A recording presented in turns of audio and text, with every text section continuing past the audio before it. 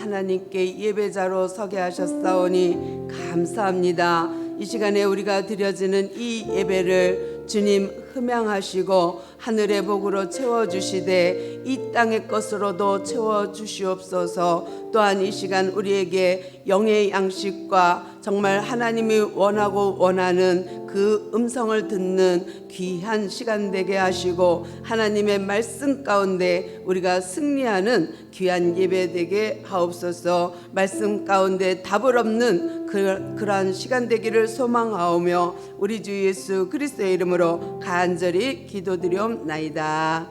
아멘. 할렐루야.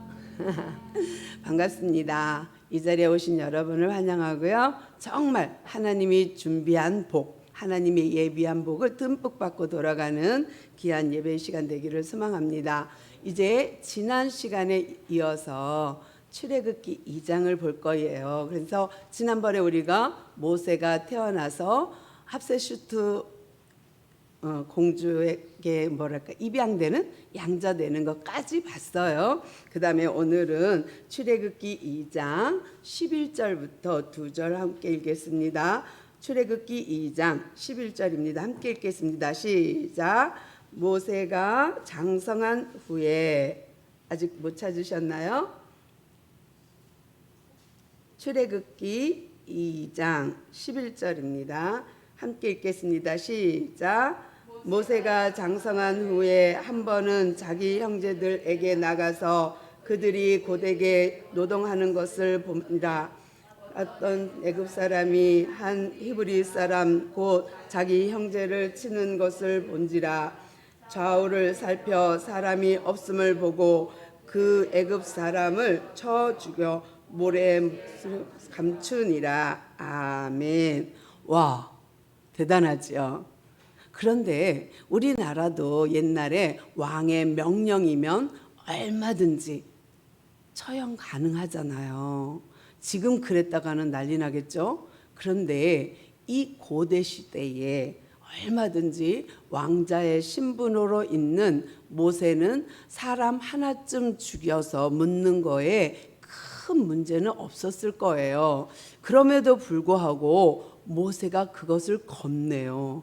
그러니까 모세가 왕자가 되었고 합세슈세트 공주의 양자가 되어서 왕궁 교육을 40년 받아요. 지금 모세 나이가 약 40세예요. 근데 이렇게 장성한 어른이잖아요. 그렇지만 아직 결혼 안 했어요.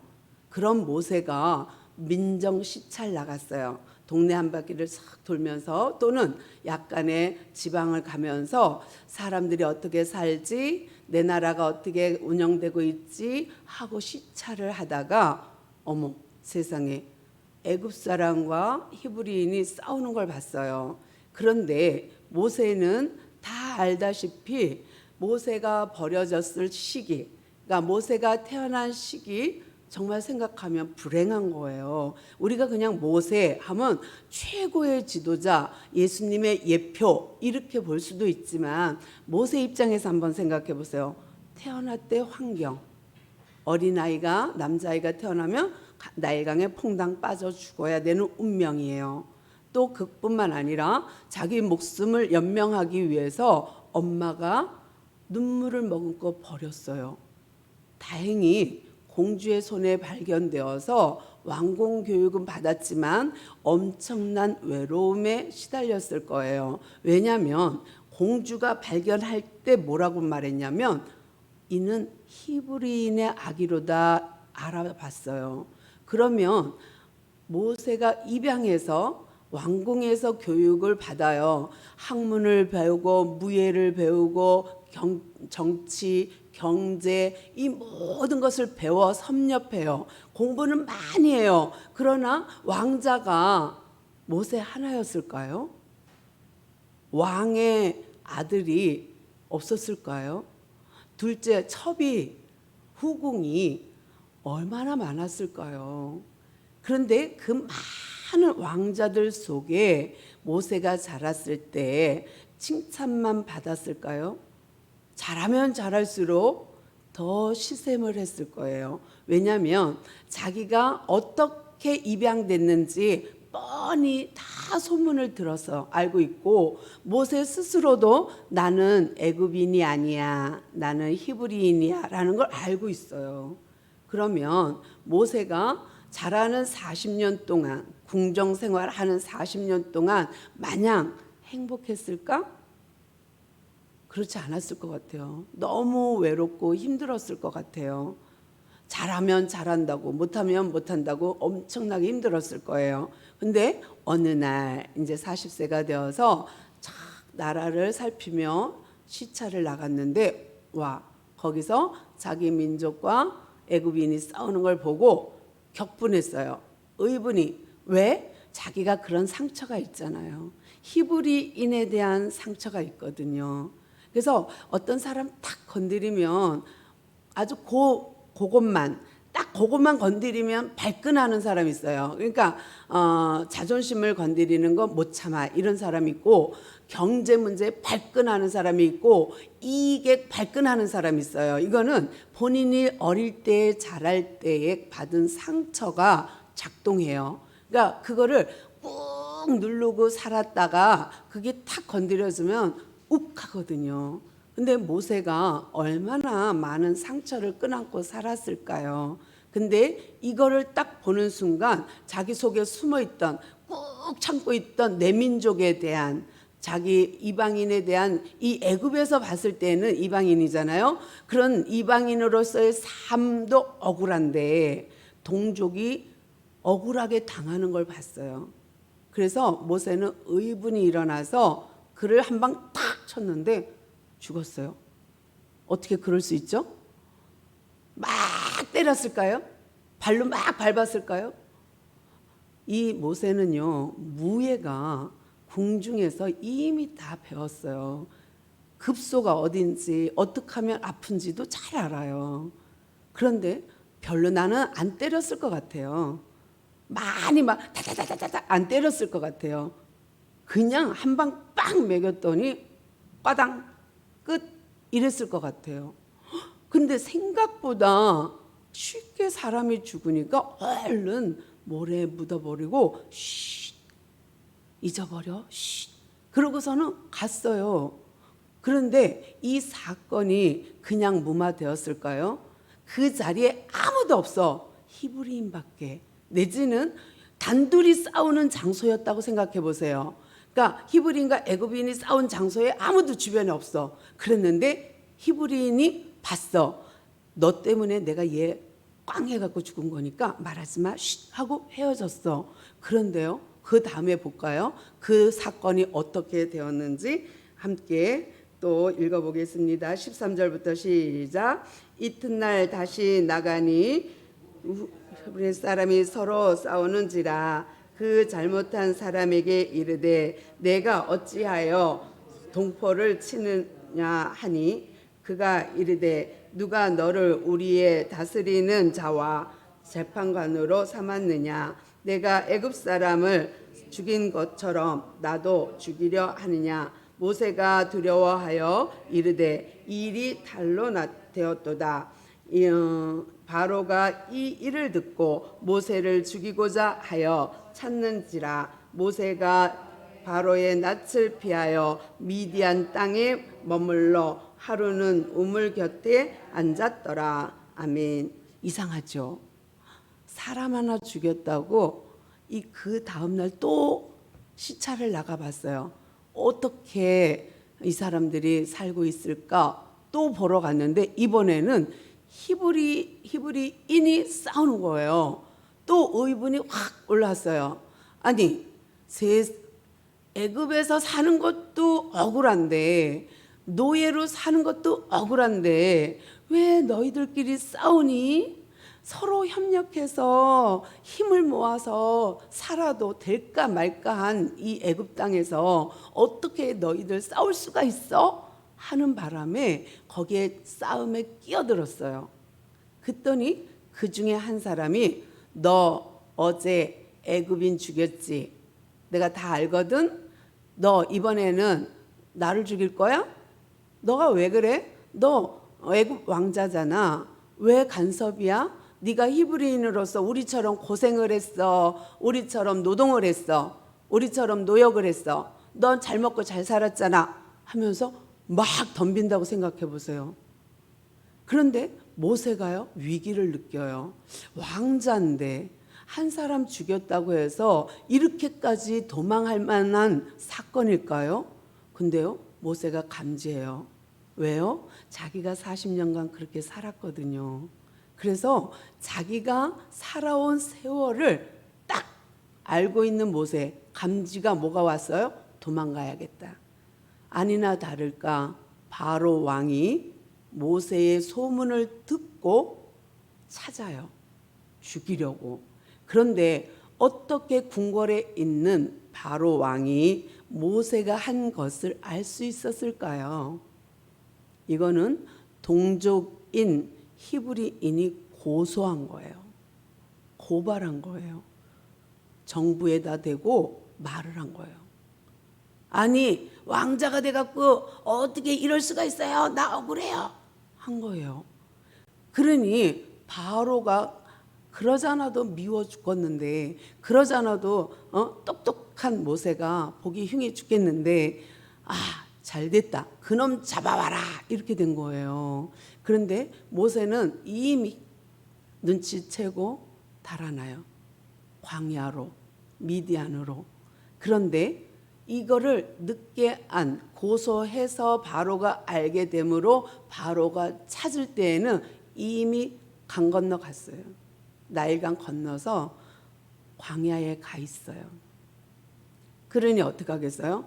그래? 내 땅을 벗어났어? 그럼 납도.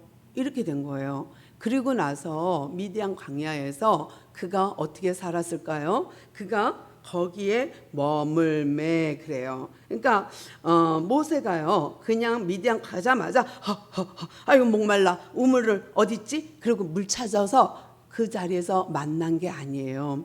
거기에 꽤 여러 날 머물러 있었던 것을 보게 됩니다. 그래서 모세를 찾기 위해서 그 녀석 찾아와, 죽일 거야 하고서는 죽이고자 하여 찾는지라 모세가 바로의 낯을 피하여 어디로 가요? 미디안 땅에 머물며 그래요. 그러니까 머물며, 이게 하루일지 일주일일지 한 달일지는 잘 모르지만 거기 며칠 살았던 건 분명해요. 그래서 광야에서 뭐 먹고 살았겠어요? 얼마나 힘들었겠어요? 그러면서 자기 모습을 뒤돌아보았을 거예요. 나는 태어나자마자 노예의 아들이 태어났으니 노예예요. 그런데 버려졌어요. 다행히 바로의 공주에게 발각되어서 궁궐 생활했지만 먹는 게 아닌 거, 정말 호화로운 생활을 하지만 그 호화로움이 전혀 모세에게는 기쁨이 아니었던 거. 그 다음에 그가 의분으로 인하여서 애굽인 하나 죽이고 그 다음날 히브리인한테 그 소리를 듣자마자 도망가서 지금 광야에 앉아 있어요. 과거를 40년을 뒤돌아봤을 때 모세의 신세가 행복했나? 꼭 그렇지 않았을 것 같아요. 이건 제 해석이에요. 성경을 보면서 모세가 그렇게 위대한 지도자요, 어마어마한 궁궐에 정말 강대국의 왕자로 살았지만 마냥 행복했을까? 그렇지 않았을 것 같아요. 엄마 떨어져서 이거 입양된 거 뻔히 알고 자기는 히브리인 거 뻔히 알아요. 그 속에서 자랐거든요. 그러니 그 외로움은 또 얼마나 많았을까요? 그러면서 이 우물가에 앉아서 자기의 과거 40년을 돌아보고 있어요. 그때에 가장 힘들 때에 우리는 하나의 뭐가 있어요? 이벤트가 있죠. 하나님도 우리가 정말 힘들 때 그때 응답하는 거 아시죠? 편안하고 내가 기분 좋을 때보다는 정말 울고 짜고 힘들어 그럴 때 날 찾아오시는 하나님, 얄미운 하나님. 정말 얄밉지 않아요? 내가 너무 힘들어서 눈물 콧물 빼면 그때 그래 알았어 하는 하나님. 그럴 때 너무 나는 옛날에 어떻게 생각했냐면 장난꾸러기 같은 거예요. 다른 말로 짓궂은 하나님 같은 거예요. 그래서 짓궂은 하나님에 대해서 하나님의 섭리를 생각할 때마다 너무 짓궂은 거예요. 나한테 한 거 보면. 근데 모세가 그러지 않았을까 싶어요. 함께 또 볼게요. 16절부터 함께 읽겠습니다. 시작. 미디안 제사장에게 7달이 있었더니 그들이 와서 물을 길어 구유에 채우고 그들이 아버지의 양떼에게 먹이라 하는데 목자들이 와서 그들을 쫓는지라 모세가 일어나 그들을 도와 그 양에게 먹이니라. 아멘. 진짜 외롭게 앉아서 자기 신세를 점검하고 있는데 가만히 보니까 아니 여자들만 쪼르르 와갖고 양에 물을 주려고 하는데 그 동네 목자들, 남정네들 목자들이 와서 비켜, 너희들은 이따가 먹여, 우리가 먼저야 하고서는 그 자리를 차지하는 꼴을 본 거예요. 모세는 또 그 억울함을 보고 욱했어요. 그 딸 미디안 제사장, 그러니까 지금으로 말하면 약간 미신 종교의 제사장, 뭐 무당이나 이런 그런 샤머니즘 쪽에 그런 제사장의 딸 7이 있어요. 근데 그 중에 몇 명이 목자로 양치기로 와서 물을 먹이는지 모르지만 늘 당했던 것 같아요. 그 동네 목자들에게, 그 주변의 목자들에게 늘 물을 빼앗긴 것 같아요. 그리고 제일 꼴찌로 먹이고 간 것 같아요.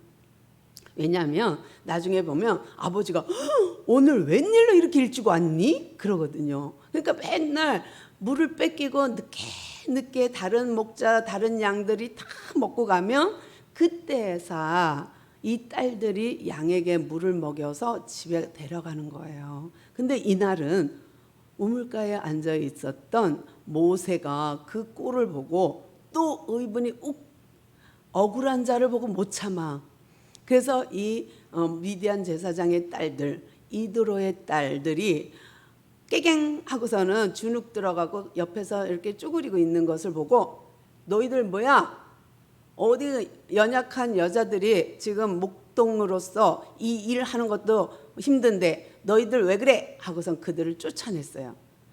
비켜, 순서대로 먹어야지. 그리고 탁 이제 쫓아내고 그 모든 물을 떠다가 모세가 스스로 양들에게 물을 줘요. 그러니 힘이 얼마나 좋았겠어요. 또 이 여자들, 연약한 여성을 돕는 돕는 그 의분, 이걸로요 씩씩하면서 그냥 열심히 물을 길어다 양에게 주는 모세. 어떤 마음이 드세요? 그런 그림이 그려지나요? 모세가요 이렇게 억울한 자들 입장에서, 정말 힘든 자 입장에서, 가난한 고아 과부 입장에서 의분을 일으킬 수 있는 마음은 하나님이 주시는 마음이라 생각해요. 그래서 그가 그들을 도와요. 그러니까 그 동네 목자들을 비켜나 하고는 이 미디안 제사장의 딸들의 목자들에게, 이 여자 목자들에게 다 모세가 일어나서 그들을 도와주고 그 양에 물을 먹여줍니다. 또 18절 함께 읽겠습니다. 시작. 그들이 그들의 아버지 루엘에게 이를 때에 아버지가 이르되 너희가 오늘은 어찌하여 이같이 속히 돌아오느냐. 그들이 이르되 한 애굽 사람이 우리를 목자들의 손에서 건져내고 우리를 위하여 물을 길어 양떼에게 먹였나이다. 아멘. 와, 어때요? 세상에, 아버지가 분명히 이 딸들이 또 그냥 목자들한테 치여갖고 꼴찌로 올 거야, 저녁이나 돼야 돌아올 거야 라고 생각하고 있는데 너무너무 일찍 온 거예요. 해가 지지도 않았는데 딸들이 양떼를 몰고 오는 거예요. 그러니까 이 루엘, 또 다른 말로 이드로예요. 근데 이 루엘이 보고 너무 놀랐어요. 얘들아, 어떻게 이렇게 일찍 왔어? 그러니까 어떤 애굽 청년, 애굽 사람이 우리를 도와서 양떼에게 물을 다 주고 그래서 우리가 그 목자들을 쫓아내고 그래서 우리가 일찍 올 수 있었지요 했어요. 그러면 애굽 사람이라고 보는 거. 그러니까 지금 루엘의 딸들이 모세를 바라봤을 때 애굽인으로 보는 거예요. 히브리인으로 보지 않습니다. 왜? 그가 입은 옷차림, 그의 말투 이런 것을 다 봐서는 도저히 히브리인 같지 않은 거예요. 그러니까 40년 동안 애굽 문화의 애굽 교육을 받으면서 모세는 머리부터 발끝까지 애굽인이었던 거예요. 남들 보기에는. 그러니까 이 미디안 제사장의 루엘의 딸들이 보고는 아빠, 아버지 애굽 사람이 우리 도왔어요 라고 하는 거예요. 그러니까 이 아버지가 충격이죠. 뭐야? 애굽 사람이? 이렇게 된 거예요. 왜냐? 강대국이죠. 또 그 옷차림이 애굽인이면 신약에 와서는 로마인이나 마찬가지예요. 바울이 그랬거든요. 로마인인데 죄도 묻지 않고 나를 쳐? 그랬을 때 어떻게 해요? 벌벌벌 떨잖아요. 지금도 미국 시민권 가지면 그 힘이 대단합니다. 약소 국가하고 비교가 안 돼요.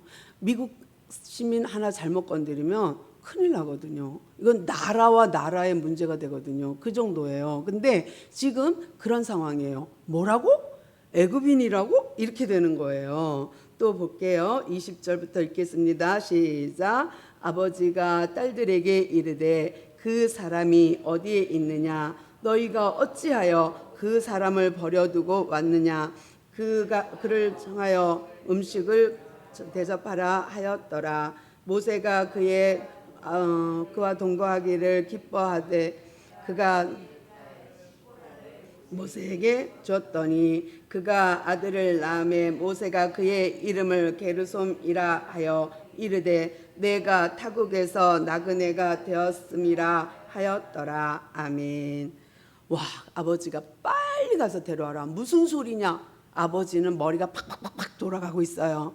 내 딸들이 딸만 7인데 얘네들이 목동하기에는 너무 힘들어. 맨날 주변의 목자들한테 치여. 그런데 짜잔 나타난 애굽인 나그네, 애굽인 젊은이, 남정네 탁 머리에 그려지는 거 있겠죠. 저도 아들을 갖고 있으니까 예쁜 딸 보면 애인 있을까? 이런 생각 한 번씩 해요. 아빠가 돼서 루엘이 그런 생각 안 했을까요? 애굽 사람이요, 우리 도와줬어요. 와, 정의롭고 와, 그런 마음씨 가진 사람 있어? 빨리 내려와. 그러지 않았을까요? 그래서 딸들이 가갖고 보니까 아직도 그 자리에 그냥 있어. 그냥 갈 데 없어, 모세가. 그래서 그 자리에 그대로 있는 그를 데려와요, 아버지. 그리고 맛있는 걸 대접하지요. 열심히 대접합니다. 그리고 아버지가 그 모세를 대접하면서 은근 한마디 했겠죠. 자네 어디 갈 데 있나? 그러니까 아니요. 그러면 우리랑 같이 살래? 그러니까 너무 좋아한 거예요. 모세가 그러지요 한 거예요. 그러니까 모세가 뭐라 그래요? 21절 보니까 모세가 그와 동거하기를 기뻐요. 아, 좋지요. 이렇게 됐어요. 그러니까 또 한술 더 떠요. 딸 가진 아빠의 마음으로 그러면 우리 딸하고 결혼할래? 이렇게 된 거죠. 그래서 그럼요, 좋습니다 하고 결혼했어요.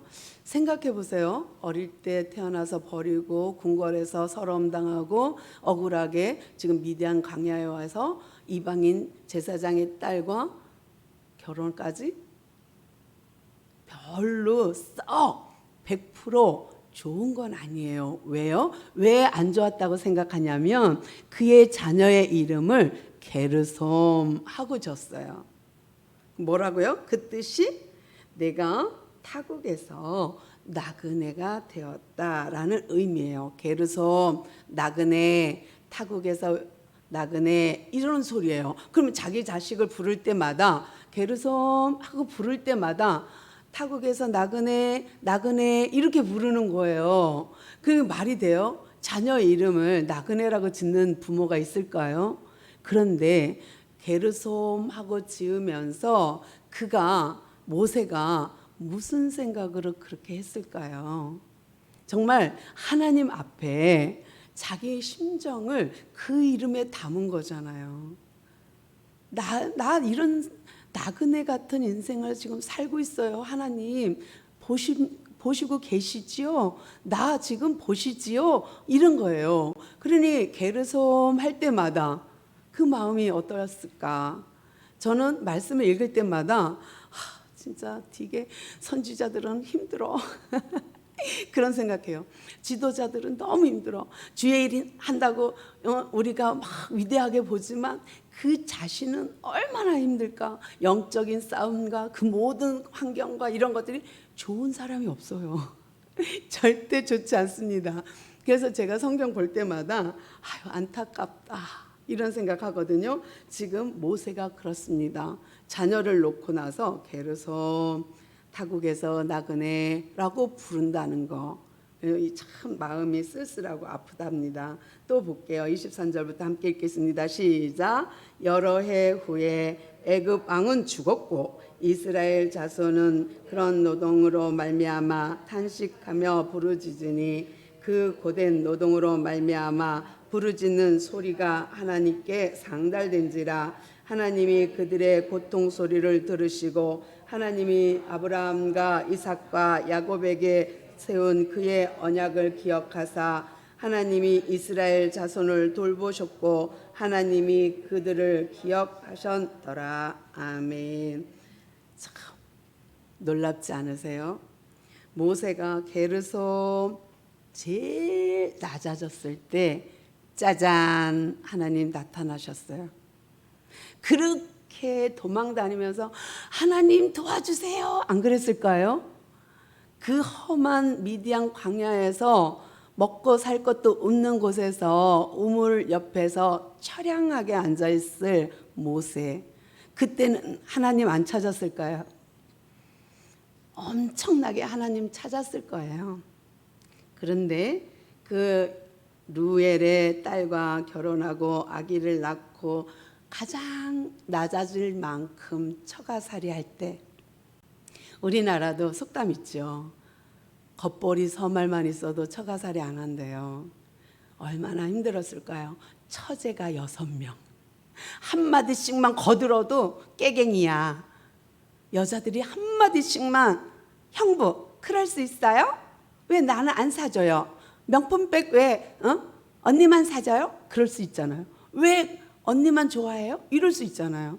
근데요, 그 자매 처제들 6명과 부인과 같이 동거해요. 처가살이에요. 쉬웠을까요? 절대 쉽지 않았을 것 같아요. 모세가 나중에요, 하나님이 사명 줄 때 그러잖아요. 나는 입이 둔하여 말 못해요. 모세가 웅변은 안 배웠을까요? 연설하는 거 안 배웠을까요? 궁중교육에 언어 교육은 기본이죠. 태도, 예절, 무예, 학문 모든 거에서 다 A급으로 교육받았을 거예요. 그런데 언어 교육 안 했을까요? 웅변 안 가르쳤을까요? 연설을 해야 되는데. 근데 그가 말하기를 나는 말을 못해요. 이런 환경 속에서 40년 살아보면 그 말 나올 것 같지 않아요? 처제들 속에, 부인 속에 이렇게 광야에서 아무도 없는 데서 양이나 치고 입 딱 다물고 장인의 양떼만 쳐야 되는 모세. 그리고 40년, 그리고 나서 하나님이 나타나니까 나 입이 둔하여 말 못해요 하는 모세. 모세의 일생은 그다지 썩 좋지만은 않았을 것 같아요. 그런데 이때에 하나님이 짓궂게 나타나요. 그리고 뭐예요? 하나님이 그들의 고통 소리를 들었대요. 아니 그러면 그동안 귀 닫고 계셨나? 아니지요. 아브라함과 이삭과 야곱의 언약을 기억하사, 그러면 깜빡하고 아차 내가 아브라함하고 창세기 15장에서 약속했지. 아이고 내가 그걸 잊었네. 그런 하나님일까요? 이게 그런 말일까요? 모세가 가장 낮아졌을 때 하나님이 생각한 게 뭐예요? 내가 내 백성 출애굽시켜야지 하는 그 마음. 그거를 우리는 기억하사로 해석했지만 또 다른 말로 해석을 한다면 알다예요. 알다. 그들의 고통을 아시고 그들의 부르짐을 아시고 이 모든 환경, 이 모든 섭리를 아시고, 그러니까 하나님의 시간표가 딱 된 것을 아시고예요. 그러니까 기억하사 이 말을 우리는 아이고 깜빡했네 이 말로 들으면 안 되고요. 여기서 하나님이 기억하사는 아시고로 해석해야 돼요. 그래서 하나님이 때가 되매 하나님이 이스라엘 백성의 탄식하는 것과 그들의 고된 노역과 그들의 부르짖는 소리를 들으시고 아시고 내가 이제 그들을 출애굽시켜야지 하는 섭리 하나님의 시간표를 아시고 그들을 이제 콜링해야 돼요. 불러내야 돼요. 그래서 하나님이 이스라엘 자손을 돌보셨고 하나님이 그들을 기억하셨더라. 하나님이 우리 형편 다 아시고 하나님의 시간표에 우리를 콜링하시고 부르시고 우리에게 사명 우리가 해야 할 일을 맡기세요. 그래서 출애굽기 2장을 이렇게 우리가 지나오면서 봐야 될 것은 하나님의 시간표예요. 내가 부르짖는다고 하나님 이 밤에 응답 안 하시면 난 진짜 죽어요. 그래도 하나님의 시간표가 아니면 그날은 그냥 넘어갈 거예요. 그러나 내가 꾸준히 하나님을 찾고 부르짖으며 하나님의 시간표와 내 기도가 맞으면 내 부르짖음이 하나님께 상달되면 그것은 응답으로 이어진다는 거예요. 우리 이 자리에 있는 우리 모두가 정말 모세는 힘든 생을 살면서도 하나님을 잊지 않고 하나님의 시간표를 묵묵히 기다려요. 그리고 자기의 삶을 살아가는 그때에 하나님이 가장 낮아졌을 때 찾아오시거든요.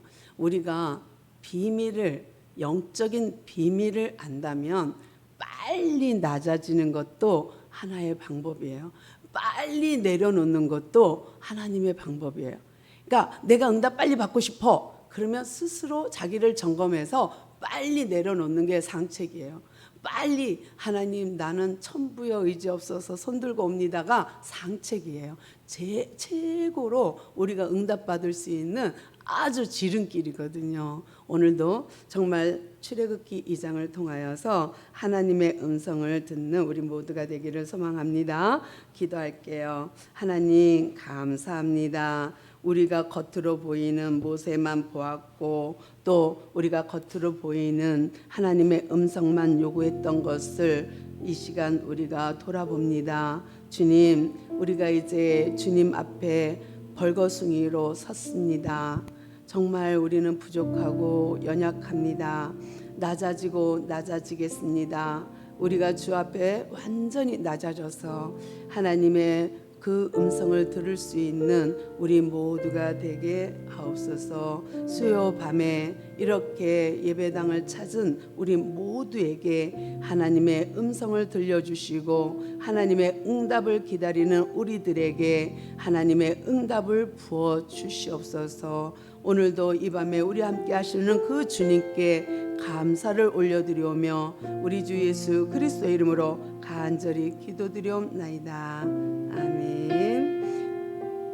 이 시간에 우리 함께 기도하는데요. 정말 왜 이렇게 옆에 아픈 사람이 많은지요. 힘든 사람이 너무 많은데요. 정말 하나님, 믿는 자가 아프면, 믿는 사람이 힘들면 하나님도 힘들잖아요. 그러니까 우리 성도들, 지체들, 내가 아는 모든 사람들 정말 건강하게 하나님 안에서 누리며 살아갈 수 있게 해달라고 이 시간 기도하고요. 우리 교회를 위하여 또 기도하는데요. 우리 교회 안에도 지체들, 아픈 지체들 많잖아요. 뿐만 아니라 우리의 마음이, 우리의 영적인 이것이 하나님 앞에 바로 설 수 있도록 모든 것 내려놓고 낮아져서